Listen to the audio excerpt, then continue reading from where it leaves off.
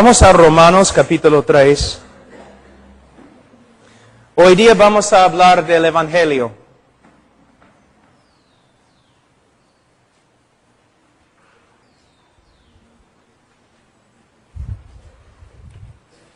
Romanos 3:23, por cuanto todos pecaron y están destituidos de la gloria de Dios. Hablamos ayer un poco acerca de este texto, ahora vamos a avanzar al versículo 24. Siendo justificados gratuitamente por su gracia mediante la redención que es en Cristo Jesús. Dios dice que Él justifica gratuitamente a los pecadores. Dios justifica al pecador. Justificación, el verbo justificar, ¿qué significa? Es muy importante. El momento que una persona cree en el Señor Jesucristo, Dios le justifica.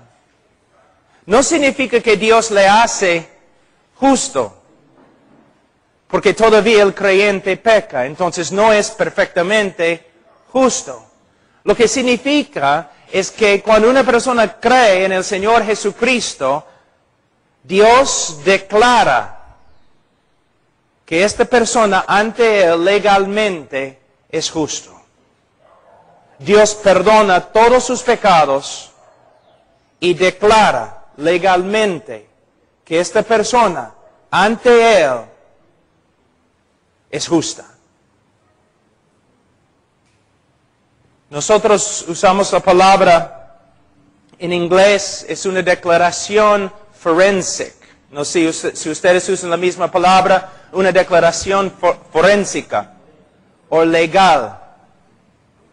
Dios legalmente declara que este pecador es justo ante Él, perdonado y justificado, declarado justo ante Dios. ¿Cómo es que llegamos a ser justos ante Dios? Él nos dice aquí, en versículo 24, gratuitamente por su gracia.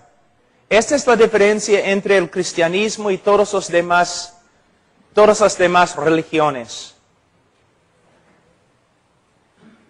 Como dije hace 6 meses acá, vamos a decir que estamos entrevistando a un musulmán y le preguntamos, Señor, si usted muriera ahora mismo, ¿dónde iría? El musulmán va a decir, bueno, yo voy a ir al paraíso. ¿Por qué? Él va a decir, porque soy un hombre justo. Yo amo el Corán, yo leo el Corán, obedezco el Corán, doy limosnas a los pobres, soy un hombre justo, voy a ir al cielo. Un judío, Señor, si usted muriera ahora mismo, ¿dónde iría? Bueno, yo iría al paraíso, al cielo. ¿Por qué?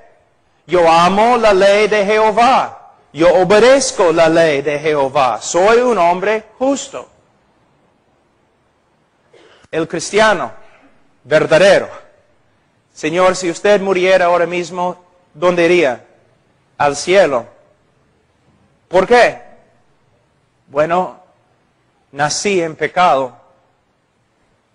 He desobedecido todas las leyes de Jehová. Merezco la condenación.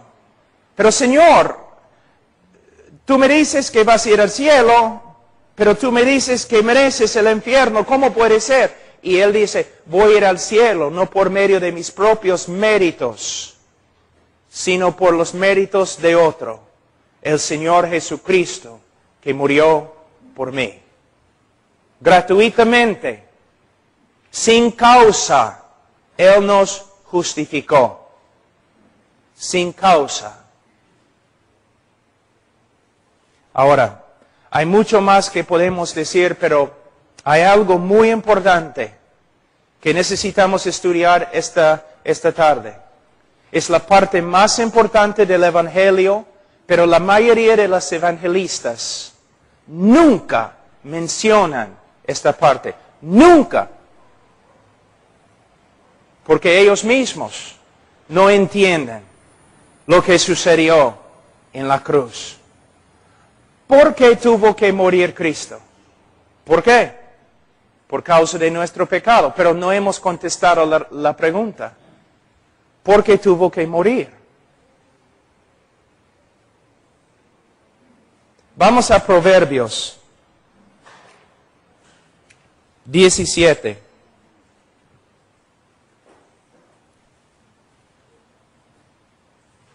Versículo 15.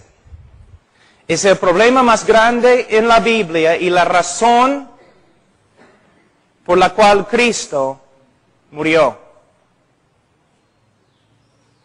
Proverbios 17, 15. El que justifica al impío y el que condena al justo, ambos son igualmente abominación a Jehová. Primera verdad, el que justifica al impío es una abominación a Jehová.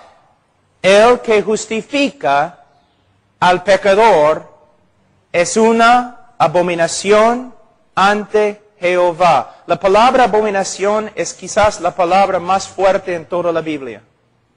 Cualquier persona que justifica al pecador, cualquier juez que justifica al criminal, es una abominación ante Jehová.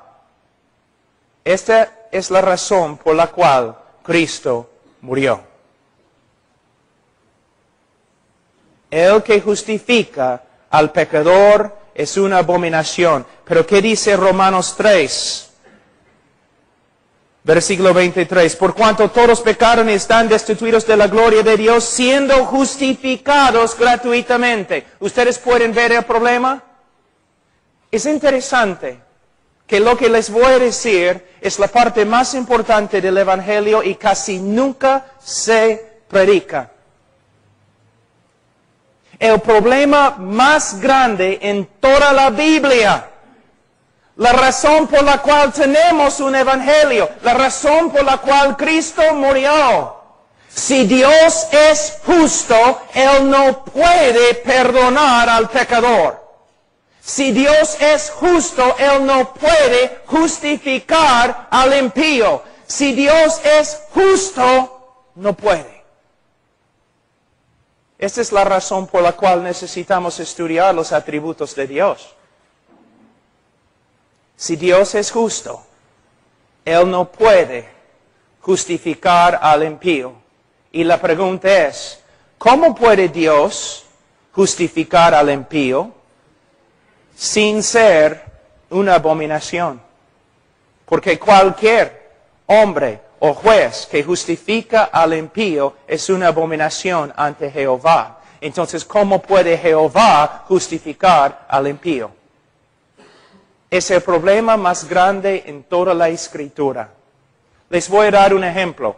Vamos a decir que un asesino ahora mismo está en tu casa.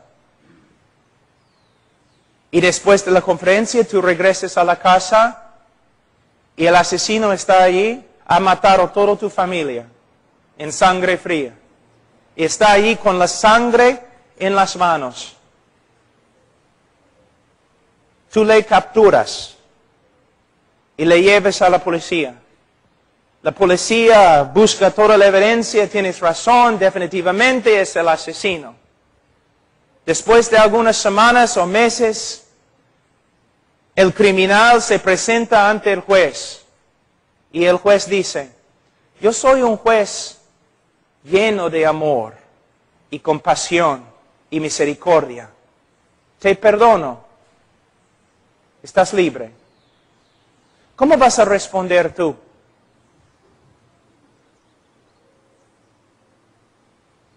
Vas a declarar no es justo.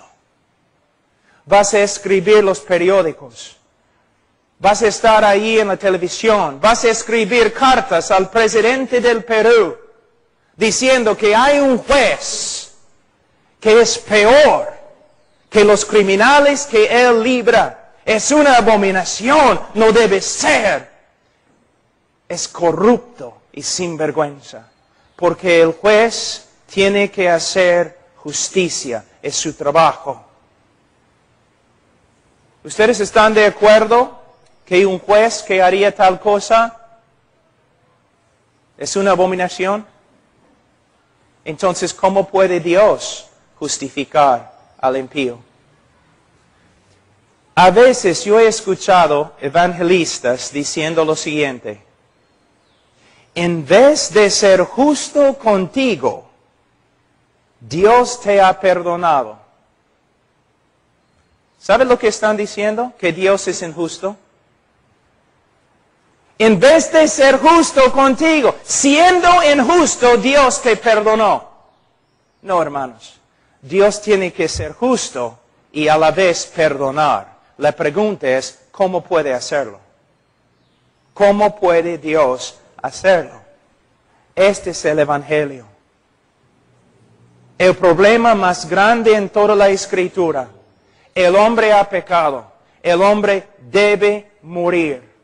Merece morir. Si Dios es justo, Él tiene que hacer justicia. Su propia justicia, la justicia de Dios, demanda que el pecador muera bajo la condenación para siempre. Entonces, ¿cómo puede Dios simplemente pasar por alto el pecado? Él no puede hacerlo. Antes que les dé la respuesta, necesitamos hablar de otro tema muy importante que, de nuevo, casi ningún evangelista habla así. Tenemos que hablar del aborrecimiento de Dios. Del aborrecimiento de Dios. A través de las Escrituras, la Biblia habla del odio de Dios, aborrecimiento de Dios y luego la ira de Dios. Muchas veces los evangelistas dicen, Dios aborrece el pecado, pero ama al pecador. No voy a pedir manos, pero ¿cuántos de ustedes han dicho tal cosa? Dios aborrece al pecado, pero ama al pecador. Vamos a Salmos capítulo 5.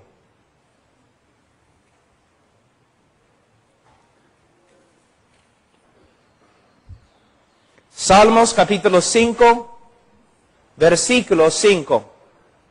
Los insensatos no estarán delante de tus ojos. Aborreces a todos los que hacen iniquidad. ¿Dice que Dios aborrece la iniquidad? Dice que Dios aborrece a todos los que hacen iniquidad. ¿Quiénes son los que hacen iniquidad? Todos los hombres. Tú me dices, pero Pablo, la Biblia dice en Juan 3:16, porque de tal manera amó Dios al mundo y el mundo está lleno de pecadores. Sí, hermanos, Juan 3:16 está en las Escrituras, pero también Salmos 5:5. No puedes escoger un versículo y rechazar otro versículo. No puedes predicar solamente una parte del Evangelio. Mañana tráeme un folleto evangelístico que habla del aborrecimiento de Dios contra el pecador. Muéstrame tus libros donde has estudiado evangelismo.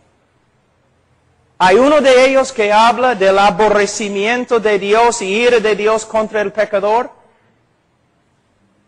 Solamente predicamos una parte del Evangelio. De verdad, Dios ama al mundo. Pero de verdad, el aborrecimiento y odio de Dios viene en contra del pecador.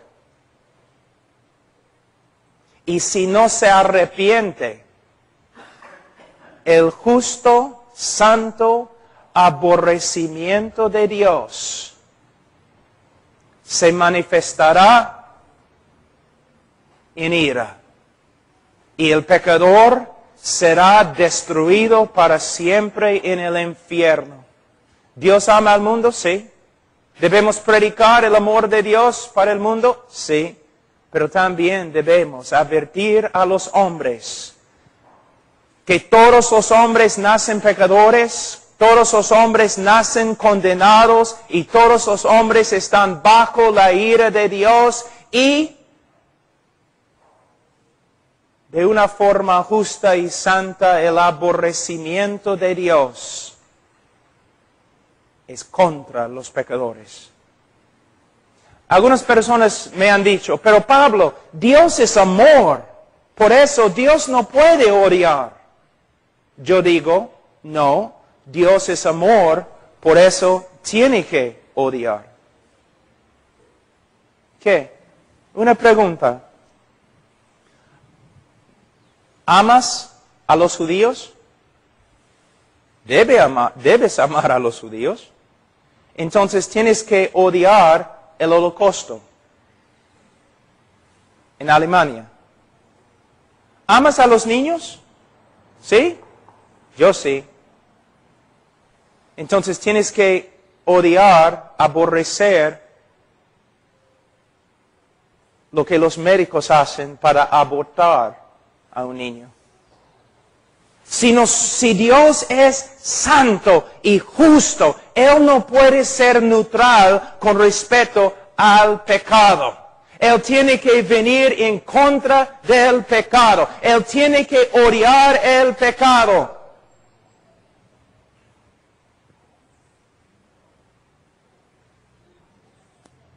¿Qué pasa si un hombre mata a varias personas inocentes? Y tú lees la historia en el relato en el periódico y no te enojas, no te molesta, no tienes ningún problema con lo que él ha hecho, entonces tú eres peor, tú eres tan malo como él. Pero Dios es santo. Él está en contra del pecado. Y su ira, y su odio, y su aborrecimiento vienen en contra del pecador. Y tenemos que entender esta verdad bíblica que se ha perdido. Dios no es neutral con respecto al pecado. ¿La evidencia? ¿Han leído el Antiguo Testamento? Dios viene en juicio contra las naciones. ¿Has leído el libro de Apocalipsis?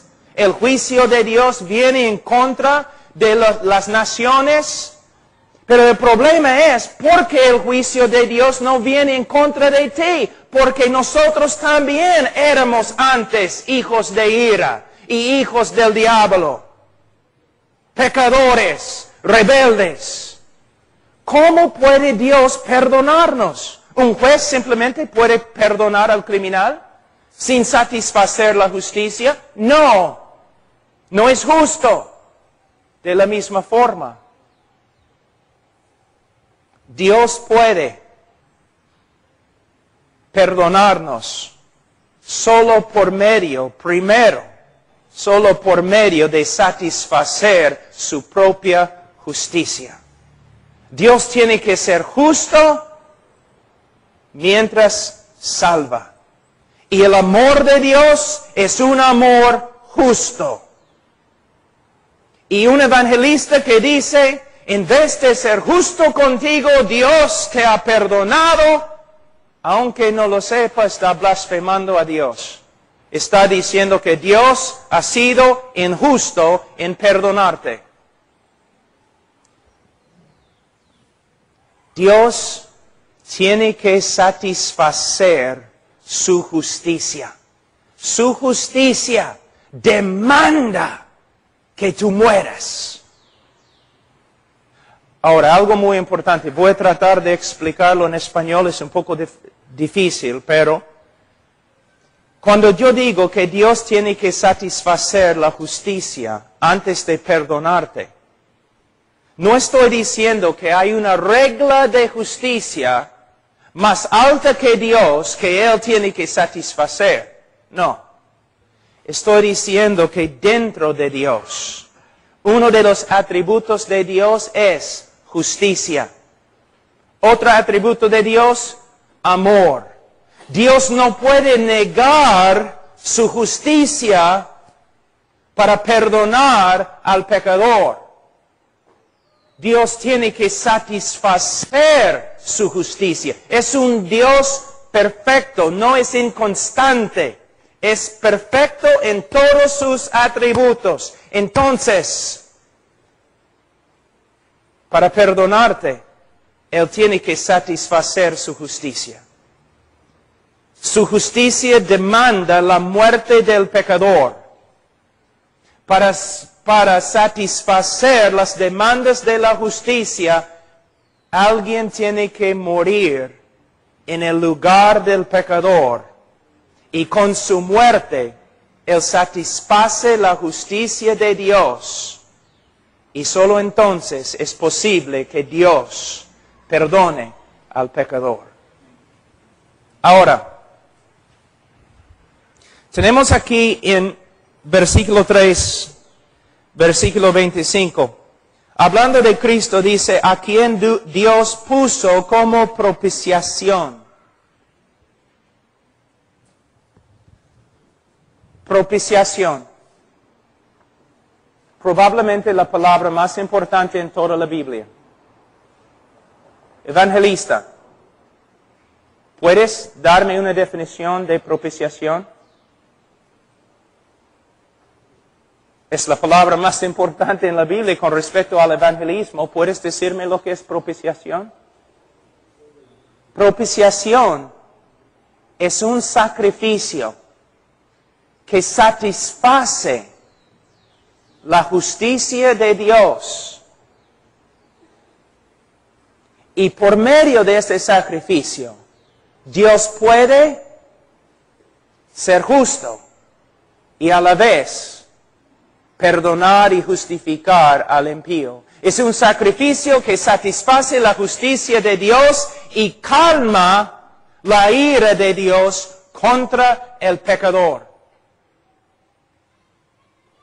La propiciación es Cristo. Solo Cristo. Ahora, para hacer una propiciación, Cristo, el Hijo de Dios,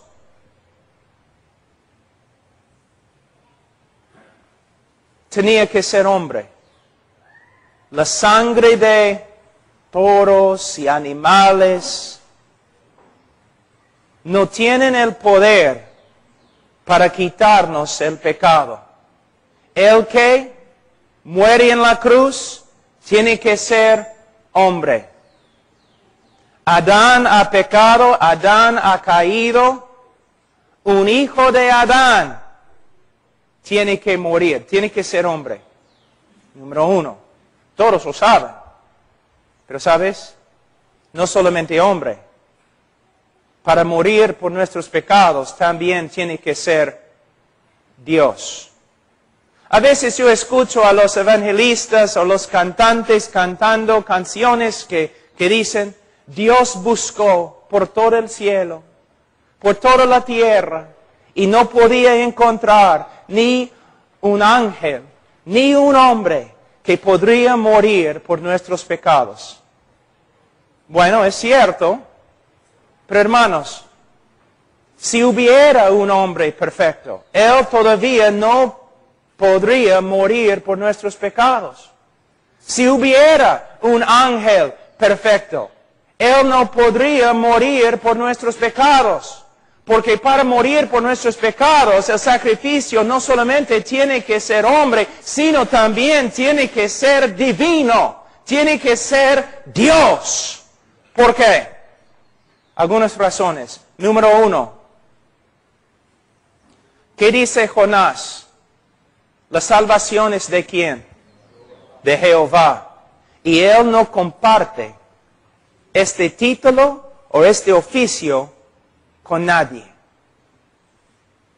La salvación es de Jehová. No de un hombre perfecto, no más. No de un ángel perfecto. De Jehová. Por esta causa, la doctrina de los testigos de Jehová es una abominación. Porque ellos dicen que Jesús era una criatura.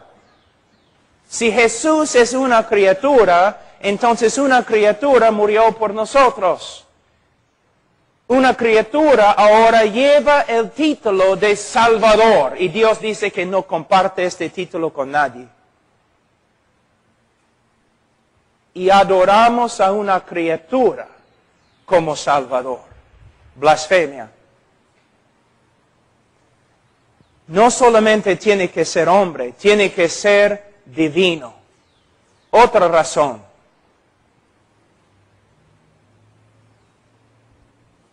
El que muere tiene que dar su vida. ¿Te das cuenta? Tiene que dar su vida. Tengo una pregunta. ¿Quién tiene vida? ¿Tú tienes vida? No, tú tienes vida prestada. ¿De dónde viene tu vida? De Dios. ¿Un ángel tiene vida? No, tiene vida prestada. ¿De dónde viene su vida? De Dios. Solo Dios tiene vida. Cristo dijo, yo tengo autoridad de hacer ¿qué? Él tenía autoridad de dar su vida y tomar su vida de nuevo. Era su vida. Él tenía vida en sí misma. Vamos a decir que yo pido prestado el carro de hermano Zacarías. Y estoy ahí en el carro, ¿no? Paseando ahí por la calle. Y tú me dices, tú te acercas a mí y dices, oye Pablo, yo necesito un carro. Ya. Lleva este carro, yo te lo regalo.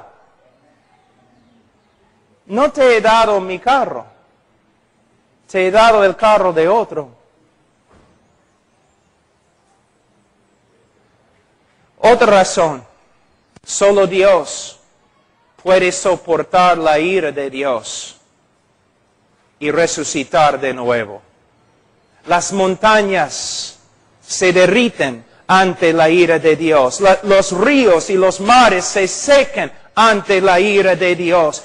El que murió en la cruz murió bajo la ira de Dios. ¿Quién puede soportar tal cosa? ¿Quién puede sobrevivir tal cosa? Solo Dios. Pero al final, y el punto más importante, una vez cuando yo estaba predicando en una universidad en los Estados Unidos, un estudiante se paró ahí en el auditorio y dijo, tengo una pregunta para ti. Bueno, dime. No es justo. ¿Qué? Bueno, ¿cómo puede un hombre, solo un hombre, sufrir en una cruz solamente algunas horas y salvar a una multitud de hombres de una eternidad en el infierno? No es justo. Sí es justo. ¿Por qué? Porque ese hombre tenía más valor que todos los demás hombres y ángeles juntos. Cuando los teólogos hablan de la perfección del sacrificio de Cristo, no solamente están diciendo que su sacrificio era santo, sino su sacrificio era de un valor infinito. Un hombre no tiene valor infinito. Un ángel no tiene valor infinito. Solo Cristo, siendo hombre, siendo Dios, tenía el valor infinito para morir y comprar una multitud de hombres. Por eso es necesario que la propiciación sea hombre y la propiciación sea divino, sea Dios. Cristo murió por nosotros. ¿Pero cómo murió? Hace años yo estaba en Europa, yo estaba dando una conferencia, creo que en Rumania o Moldavia o un sitio así, enseñando en un seminario de los alemanes. Entonces después de mi clase me retiré a la biblioteca Estaba buscando un libro para leer todo en alemán. Por fin encontré un libro, La Cruz de Cristo. No de Juan Stott, sino de otro autor.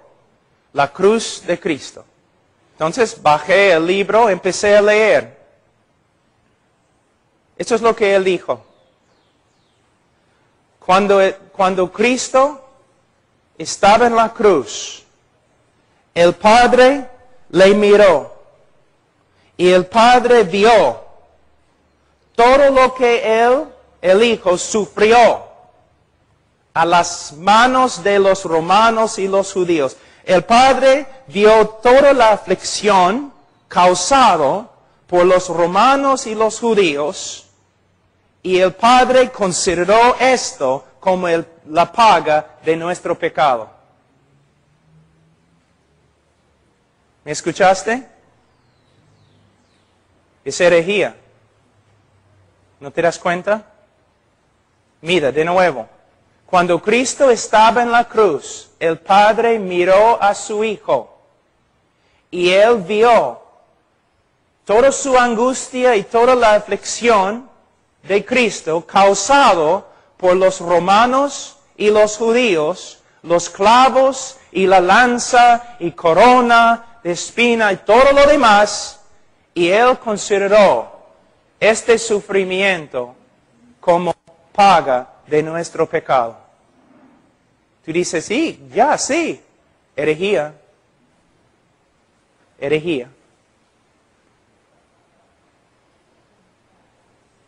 Solamente vamos a pensarlo un ratito. Algunos de ustedes están pensando, caramba, herejía.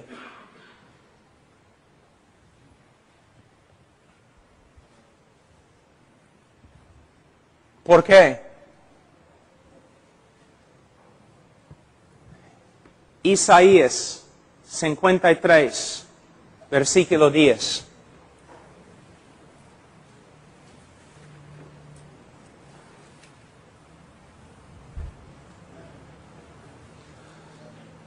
Con todo eso, Jehová quiso quebrantarlo, sujetándole a padecimiento. De nuevo, Jehová quiso quebrantarlo. Todos los hombres son pecadores. Todo el pueblo de Dios, pecadores. Ahora, ¿qué hemos dicho hasta ahora? Para perdonar, Dios tiene que ser justo. Él no puede negar su justicia y simplemente perdonar. Él tiene que ser justo y tiene que perdonar. Su justicia demanda la muerte del culpable bajo la ira de Dios. Para pagar por nuestros pecados, Cristo tuvo que morir bajo la ira de su propio Padre. Su Padre lo quebrantó en la cruz. Ahora, en el libro de Mateo, nosotros entendemos en capítulo 27 que Cristo clamó de la cruz, ¿no? ¿Qué clamó? Padre mío, ¿por qué me has abandonado? Yo escucho a veces los evangelistas diciendo, el Padre no podía mirar a los sufrimientos de su Hijo. Él tuvo que mirar por otro lado, porque no podía soportar los sufrimientos de su Hijo. Herejía. Herejía. No es lo que Cristo dice. Cristo dice que su Padre le abandonó. La palabra también se traduce desamparó. ¿Por qué? Dios es santo y no puede mirar al pecador. Y en la cruz, el Santísimo Hijo de Dios llevó el pecado de su pueblo. Y Él llegó a ser pecado. Y el Padre, siendo santo no más, podía mirar a su propio Hijo. Vamos a Salmos 22.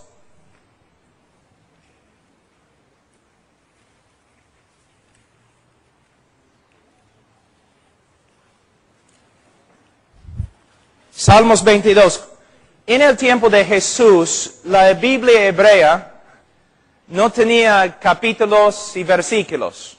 Entonces, cuando un rabino quería enseñar a sus estudiantes de las Escrituras, él citaba el primer versículo del Salmo que él había escogido.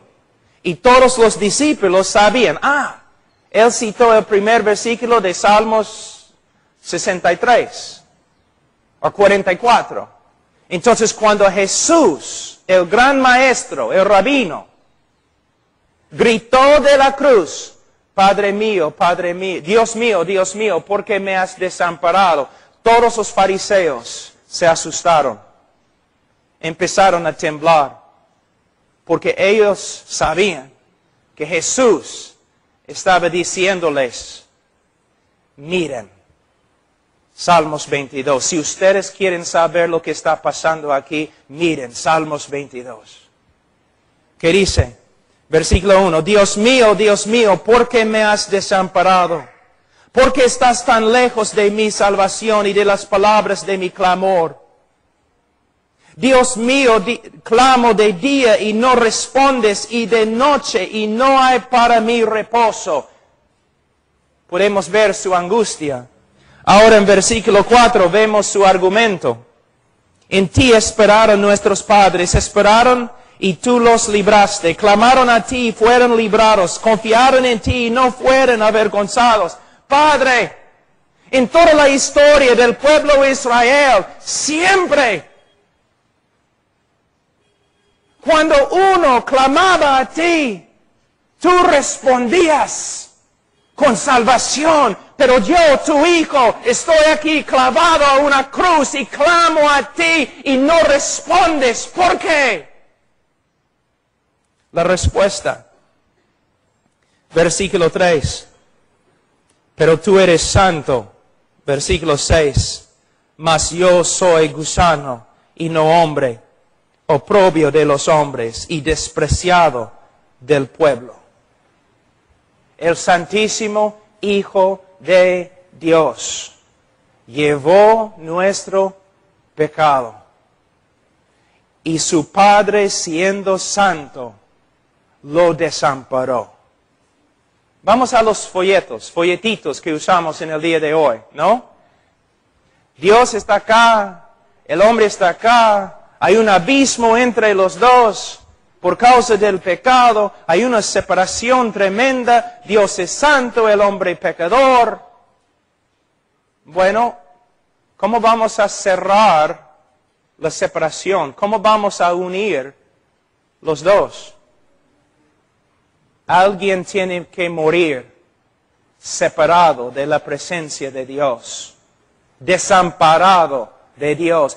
Dios es santo, el hombre es pecador, por eso el hombre está desamparado por Dios, separado de Dios, es lo que decimos, es verdad, pero para cerrar el abismo, alguien tenía que morir llevando nuestro pecado, desamparado por Dios.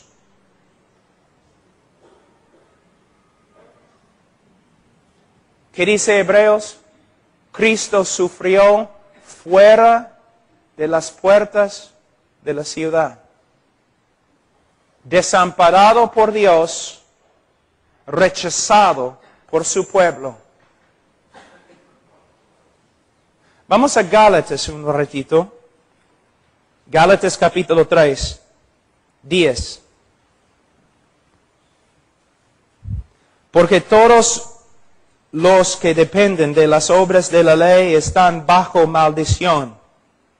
Pues escrito está, maldito todo aquel que no permaneciere en todas las cosas escritas en el libro de la ley para hacerlas.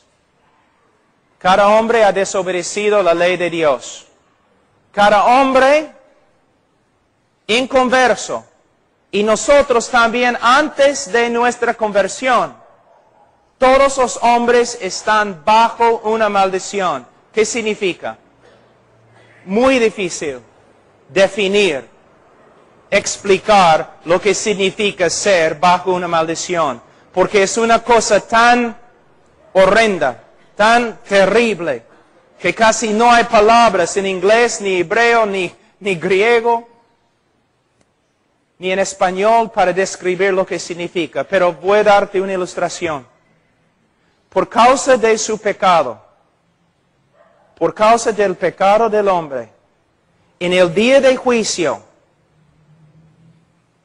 el hombre inconverso, en su pecado todavía, la última cosa que él va a escuchar cuando toma su primer paso al infierno, cuando entra en el infierno, la última cosa que él va a escuchar es toda la creación parada en pie, aplaudiendo a Dios, porque Dios le ha condenado y le ha mandado al infierno. ¿Me entienden, hermanos? ¿Me entienden? ¿Mi español ya se entiende? Así el hombre es tan horrible. Es lo que significa estar bajo una maldición de Dios. Que todo el cielo, cuando el pecador se lanza al infierno, toda la creación aplaude a Dios por causa de su justicia. Es lo que significa estar bajo una maldición. No hay nada peor. Ahora, versículo 13. Cristo nos redimió de la maldición de la ley, ¿cómo? Hecho por nosotros maldición. No entiendes este versículo, yo tampoco, porque si nosotros entendiéramos este versículo, estaríamos llorando en ese momento. Cristo nos redimió de la maldición de la ley. ¿Cómo? Por medio de llegar a ser una maldición ante su propio Padre. Todo el pecado que te debe condenar bajo la ira de Dios para toda la eternidad, Cristo llevó en la cruz. Y su Padre lo miró y lo desamparó. Él tenía que morir, pero él tenía que morir fuera de la presencia favorable de Dios, cortado de Dios, abandonado, desamparado, a solas con nuestro pecado en nuestro lugar. Pero ¿qué más?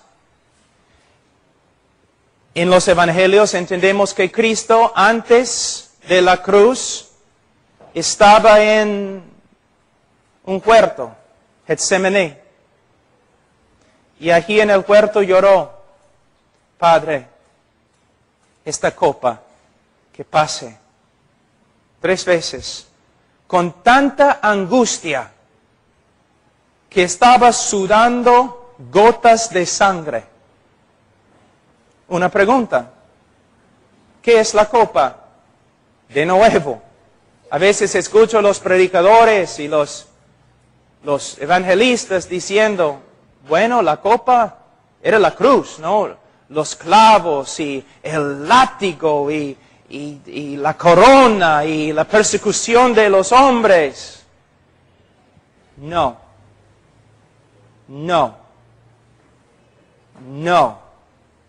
Tengo una pregunta. ¿Los seguidores de Cristo tienen más coraje y valentía que Cristo mismo? ¿Cristo es un cobarde? Entonces, vamos a ver algunas cosas. Después de la ascensión de Jesucristo a la diestra del Padre, había un gran movimiento del Espíritu Santo y miles de personas se convirtieron. Muchos de ellos murieron en cruces. En los más que 20 siglos que han pasado, Algunos dicen que más que 50 millones de cristianos han muerto como mártires. A través de la historia, los libros, relatos que tenemos acerca de ellos, muchos de ellos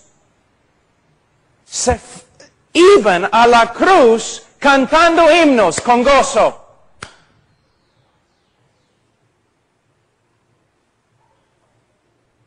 No solamente crucificados, sino crucificados al revés y cubiertos de brea, prendida con fuego. Y mientras estaban muriendo así, cantaban himnos. Entonces tenemos discípulos que van a la cruz cantando con gozo, pero el capitán de su salvación está en un cuarto, escondido, llorando, con tanta angustia que está sudando gotas de sangre. ¿Ustedes pueden ver el problema? Honestamente, ¿ustedes creen que Cristo temía algunos clavos? ¿Cristo temía una corona? ¿Cristo temía una cruz? O algunos de los carismáticos dicen que Cristo temía el diablo.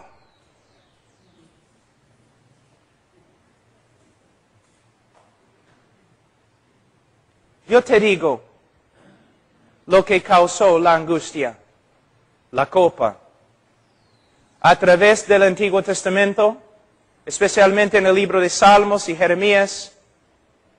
Sí, voy a resumir un montón de textos en una pequeña frase. Dios básicamente dice así: por causa de la rebeldía de las naciones y la iniquidad de los pueblos, yo voy a darles la copa de mi ira, y van a beberla a la fuerza, y van a morir. ¿Qué estaba dentro de la copa? La ira de Dios, la furia de Dios contra ti.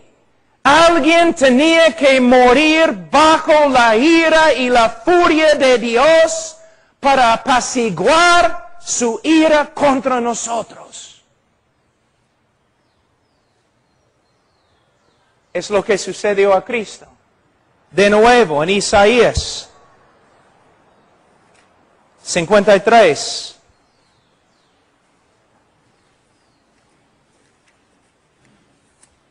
Con todo eso, Jehová quiso quebrantarlo.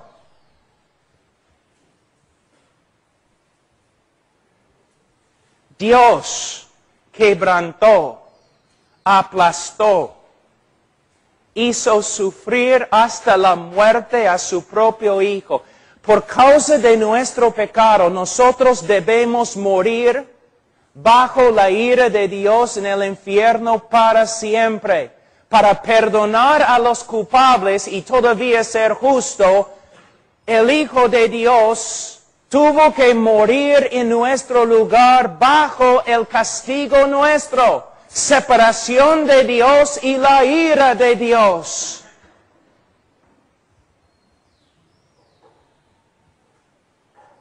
Dios quebrantó a su Hijo. Dios. Para darte una ilustración del Antiguo Testamento, Dios dice a Dios dice a Abraham, Abraham, toma tu propio hijo, Isaac, y llévalo a la montaña. Ofrécelo allí como un sacrificio. Tu único hijo, Abraham, sacrifícalo. Abraham obedece. Su hijo está allí en el altar. Abraham con el cuchillo, así. Y su voluntad, cuando su voluntad se rinde a la voluntad de Dios, Dios lo para. Y tú dices, no, qué lindo fin de la historia. No es la fin de la historia, es la intermisión. Es la parte entre dos películas. Intermedio. No es el fin, es el intermedio. Años y años y años después, cuando el tiempo fue cumplido, Dios mismo puso su propio Hijo en un altar y tomó el cuchillo y mató a su propio Hijo. Alguien tenía que morir bajo la ira de Dios, separado de la presencia favorable de Dios. Ahora, hermanos, algunos de ustedes han escuchado cosas que nunca habían escuchado. Pero todos nosotros decimos, ay, predicamos el Evangelio. No predicamos el Evangelio. Predicamos 4 leyes espirituales y 5 cosas Dios quiere que sepas. Y pasamos a la gente por algunas etapas y si ellos dicen sí en cada etapa, al final como el Papa, nosotros los pronunciamos salvos. ¿Me entienden, hermanos? El Evangelio. Nosotros decimos, pero tú sabes que Cristo murió por ti, pero ni el evangelista sabe lo que significa. Por eso no tiene pasión. Mira lo que ha sucedido. Mira lo que Dios ha hecho por nosotros. Su propio Hijo ofreció. Él desamparó a su propio Hijo. Él quebrantó a su propio Hijo. Y su Hijo murió. Y al tercer día su Hijo resucitó. Su resurrección es muy importante, solamente un texto, Romanos capítulo 4, versículo 25, el cual fue entregado por nuestras transgresiones y resucitado para nuestra justificación. La preposición acá sería mejor traducida, el cual fue entregado por nuestras transgresiones y resucitado por causa de nuestra justificación. Y lo que significa es lo siguiente. Cuando Dios resucitó a su propio Hijo de la muerte, Él estaba dando una señal pública que su sacrificio fue suficiente para pagar por todos los pecados de su pueblo. Y ahora podemos ser justificados porque Cristo y su obra son perfectas. Es la declaración de Dios que sí, su muerte, su sufrimiento fue suficiente. Y Cristo resucitó y ascendió a la diestra de su Padre. Él es Rey de reyes, Señor de señores y el único Salvador. Y ahora, la invitación no es, ahora, si quieres una vida mejor, ¿no te gustaría repetir esta oración y pedir a Cristo que entre en tu corazón? ¿Pueden ver cuán horrible está la invitación? No, la invitación bíblica es para la gloria de su Hijo, para el beneplácito de su Hijo, para el gozo, el honor de su Hijo. Dios demanda que todos los hombres se arrepientan y crean en el Evangelio. No importa lo que te cueste. Yo creo que los predicadores en el día de hoy de verdad creen que Cristo y su muerte no tienen mucho valor. Porque ellos dicen, mira, Cristo murió por ti. Si vienes a Él, Él va a arreglar tu vida. Debes venir a Él si no arregla tu vida. Debes venir a Cristo porque Él va a ayudarte económicamente. Debes venir a Cristo aunque mueras en pobreza, porque Él es digno. Debes venir a Cristo porque Él va a arreglar tu matrimonio. Tu matrimonio no es tan importante como Cristo. Debes venir a Cristo para la gloria de Cristo. Porque Cristo es merecedor de toda tu fe, toda tu obediencia. Tú debes creer en Cristo aunque te mande al infierno.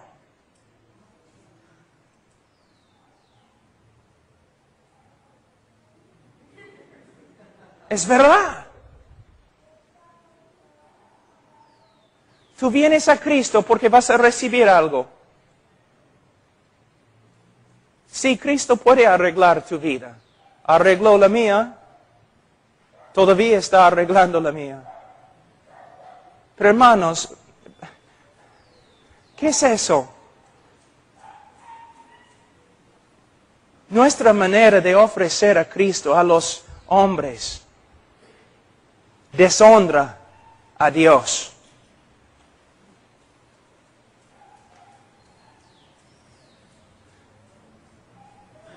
La invitación, solamente para darles un ejemplo, una invitación es así. Ahora he predicado el Evangelio de Dios y Dios te manda que te arrepientes y que crees en el Evangelio. Los que se arrepienten y creen en el Evangelio serán salvos. Los que no se arrepienten y no creen serán condenados. Debes venir a Cristo. Debes clamar a Cristo. Cristo, sálvame, pero con un corazón arrepentido. Tengo una pregunta para ti. En este momento, pecador, ¿tú puedes ver tu pecado? Antes de entrar en esta casa de Dios esta noche, tú amaste tu pecado. ¿Ahora aborreces el pecado que antes amaste? Dios ha hecho una obra en tu corazón. Ahora puedes ver tu pecado. Puedes ver cuán sucio que es. Deseas ser limpio. Deseas ser santo. Deseas ser hijo de Dios. Deseas honrar a Cristo. Cristo para ti ahora es precioso. Entonces clama a Cristo. Con fe y te salvará. Pero la evidencia de que te ha salvado será que tu vida va a cambiar y va a continuar cambiando hasta el fin. Pero si tú recibes a Cristo esta noche y tú sales de este lugar y tu vida no cambia, no recibiste nada esta noche. Porque si alguno está en Cristo, nueva criatura es. Hermanos, terminando, estas campañas que tenemos, ¿no? Es una broma. ¿Debemos tener campañas? Sí, pero campañas bíblicas. Las campañas son una broma. Las evangelistas, 400 personas recibieron a Cristo. Ninguno de ellos llega a la iglesia domingo. Es como un circo. Pasa adelante, escribe tu nombre, 5 minutos de consejo, de consejería. Ya estás, pero ahora cristiano, gloria a Dios. Te veo en el cielo porque seguro no te voy a ver en la iglesia. El problema aquí en Perú, en los Estados Unidos, no son los políticos y las autoridades corruptas. El problema en Perú y el problema en los Estados Unidos son los predicadores, que predican un evangelio no bíblico y dan una invitación no bíblica, y como el Papa, ellos están dando seguridad a los incrédulos. Todos los católicos se creen salvos porque una vez fueron bautizados. Y todos los evangélicos se creen salvos porque una vez repitieron una oración. Piénsenlo.